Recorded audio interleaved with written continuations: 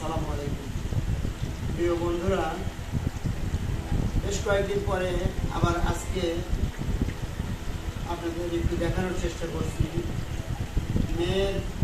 আমার মেয়ের মা খুব অসুস্থ, তো এই খবর শুনেই মেয়ে চলে এসেছে মাকে দেখার জন্য। আর পাশাপাশি আমি তাকে একটু সহযোগিতা করছি। এই যে আপনারা দেখেন, মাছ ভাজি করছি, মানে সকাল থেকেই বসে নেই। আজকে যদিও পবিত্র শুক্রবার, দোকানে যেতে হবে, খুবই ব্যস্ত, তারপরেও সহযোগিতা করছি মেয়েকে। আপনারা প্রত্যেকেই বাসায় আপনাদের স্ত্রীরা যদি অসুস্থ থাকে, চেষ্টা করবেন তাকে একটু সহযোগিতা করার জন্য।